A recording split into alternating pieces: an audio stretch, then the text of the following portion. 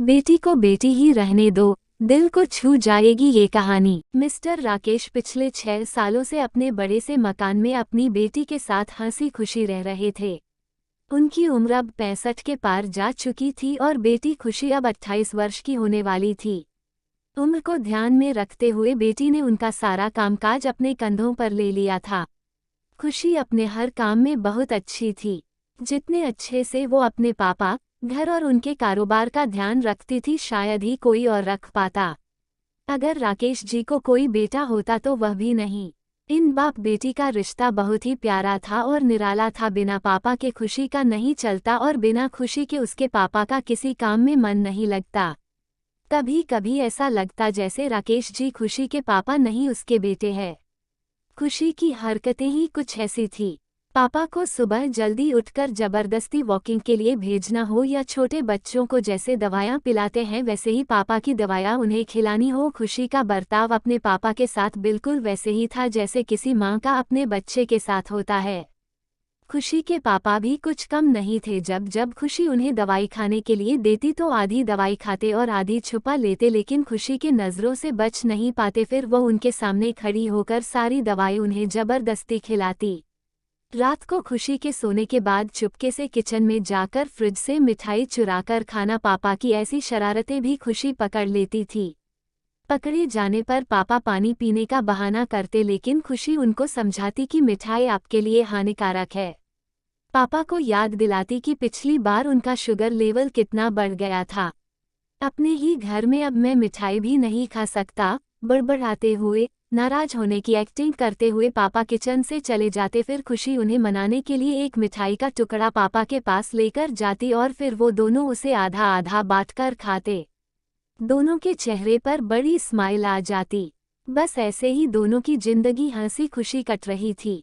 उनका घर बहुत बड़ा था, उसमें कई कमरे थे, इसलिए उन्होंने सोचा कि एक किराएदार रख लिया जाए। पैसों के लिए नहीं, लेकिन खुशी के ऑफिस जाने के बाद अकेले रह रहे राकेश जी को थोड़ा सा ही सही किसी का साथ मिल जाए, इसलिए जल्दी ही एक किराएदार फाइनल हो गया। उनका नाम अनुराग था। उम्र उनकी 51-52 की होगी। एग्रीमेंट पेपर बनाने के दौरान पहली बार वह राकेश जी और खुशी से मिले। उन्हें दोनों से मिलकर काफी अच्छा लगा और अब अनुराग अपनी बीवी के साथ राकेश जी के घर पर किराएदार के तौर पर रहने लगे। थोड़े दिन बीते थे, लेकिन अनुराग राकेश जी से अच्छी तरह घुल मिल गए थे। वो दोनों सुबह सुबह अब साथ में ही वॉकिंग के लिए जाया करते थे। कभी वह अनुराग के साथ तो कभी अनुराग और उनकी बीवी खुशी और राकेश जी के साथ डिनर किया करते। एक सुबह जॉगिंग के दौरान अनुराग ने कहा कि आप और खुशी अकेले ही रहते हैं, आपको तो काफी कुछ मैनेज करना पड़ता होगा। आप कैसे सब इतने अच्छे से संभाल लेते हैं? अजी मैनेज क्या करना है, मेरी होशियार बेटी के लिए ये कुछ भी नहीं है।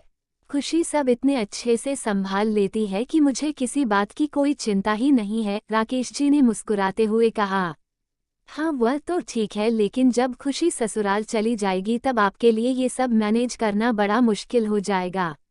आपका कोई बेटा भी तो नहीं है और आप अकेले ही इतने बड़े घर में रहते हैं, अनुराग ने अपना विचार बताते हुए कहा। राकेश जी के चेहरे के हाव भाव बदल गए। वह अनुराग से कुछ कहना चाहते थे लेकिन नहीं कहा और बात बदलने के लिए उनसे पूछा, खैर वो सब जाने दीजिए, आपके कितने बच्चे हैं? अनुराग ने छाती चौड़ी करते हुए कहा, मेरे 2 बच्चे हैं, दोनों ही लड़के हैं और दोनों ही अमेरिका रहते हैं। राकेश जी को लगा जैसे अनुराग उन्हें ताना मार रहे हो, लेकिन फिर भी उन्होंने कुछ नहीं कहा और वो जॉगिंग करके अपने घर लौट आए। कुछ दिन बीते, राकेश जी ने अनुराग को अपने साथ खाने के लिए बुलाया क्योंकि अनुराग की पत्नी किसी काम से बाहर गई थी और वे अकेले थे। अनुराग, राकेश जी और खुशी डाइनिंग टेबल पर बैठकर खाना खा रहे थे। पहला निवाला खाते हैं, अनुराग ने खाने की तारीफ करते हुए कहा। खुशी बेटा, तुमने आज खाना बहुत अच्छा बनाया है। राकेश जी ने गर्व महसूस करते हुए कहा, हाँ मेरी बेटी बहुत अच्छा खाना बनाती है। अनुराग जी बोल पड़े, ये तो बड़ी अच्छी बात है, उसके ससुराल वाले बड़े खुश रहेंगे। खुशी उनसे कुछ कहना चाहती थी लेकिन राकेश जी ने उसे रोक दिया और बात बदलने के लिए खुशी से पूछा, कारोबार कैसा चल रहा है? कोई दिक्कत तो नहीं हो रही है? खुशी ने कारोबार की सारी जानकारी और स्थिति अपने पापा को बताई, जिसे अनुराग भी सुन रहे थे और वह प्रभावित होकर बोले, वाह खुशी बेटा, मानना पड़ेगा जिस तरह से तुम सारा कारोबार संभाल रही हो। तुम राकेश जी की बेटी नहीं बेटा हो। बेटा अब राकेश जी से ना रहा गया। उन्होंने कहा, पता नहीं क्यों आप सभी लोग बेटी को बेटे के साथ कंपेयर करते हो। ऐसा एक भी काम या एक भी फील्ड बताइए जिसमें बेटियों ने अपना नाम ना बनाया हो। अरे आसमान में प्लेन उड़ाने से लेकर देश के सर्वोच्च पद पर बैठकर देश चलाने तक बेटियों ने हमेशा अपने आप को साबित किया है, लेकिन आप जैसे लोग अभी भी उनकी तुलना बेटों से ही करते रहोगे। होते होंगे बेटे सबके लिए ज़्यादा इम्पोर्टेंट, मेरे लिए तो मेरी बेटी ही सबसे बढ़कर है और मैं ये फ़ख्र से कह सकता हूँ जो मेरी इस बेटी ने मेरे लिए किया है। जितना प्यार मुझे दिया है उतना दुनिया का कोई भी बेटा नहीं दे सकता। चलिए मैं आपसे ही पूछता हूँ, आपके 2 बेटे हैं ना? बताइए वो साल में आपसे कितनी बार मिलने आते हैं? अनुराग जी दुनिया बदल चुकी है, अब आप भी बदल जाइए। बेटी को बेटी ही रहने दीजिए, उसे बेटा बनाने की कोशिश मत कीजिए।